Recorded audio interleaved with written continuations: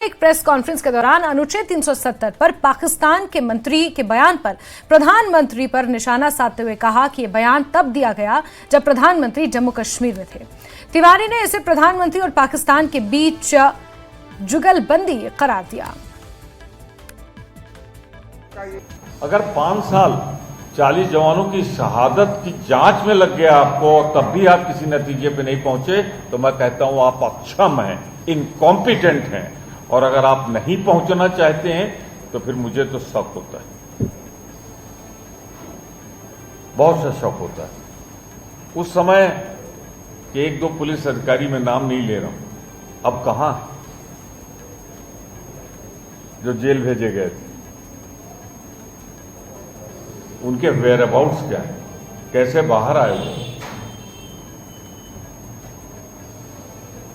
तो आज मैं इतना कहना चाहता हूं, पर एक हुस्न इत्तेफाक शब्द है साहब, एक इत्तेफाक होता है, एक हुस्न इत्तेफाक होता है कि वाह प्रधानमंत्री जी, मान गया आपकी जुगलबंदी। इधर प्रधानमंत्री का प्रोग्राम आता है, जम्मू कश्मीर आएंगे, उधर पाकिस्तान के रक्षा मंत्री का बयान आता है। प्रधानमंत्री जी, इसको अगर जुगलबंदी नहीं कहते तो किसको कहते हैं? क्या टाइमिंग।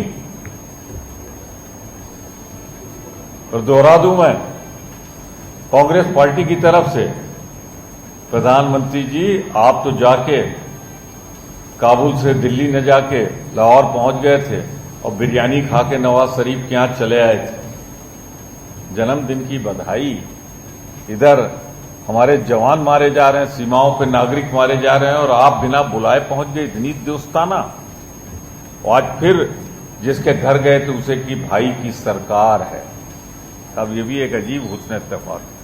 तब भी नवाज शरीफ साहब थे, आज नवाज शरीफ के भाई। मां तो दोनों की एक ही है ना, जिसके छुप गए थे। तो जुगलबंदी नहीं होगी तो और क्या होगी? आपका दोस्ताना याराना बिन बुलाए तो साधारण आदमी भी नहीं जाता, भारत का प्रधानमंत्री क्यों गया? और मोदी जी, इच्छा शक्ति बात छोड़ दो, हम जवाब देते हैं 1965 और 71 में, और आप जवाब देते हो बिरयानी खा के। तो बीजेपी राष्ट्रीय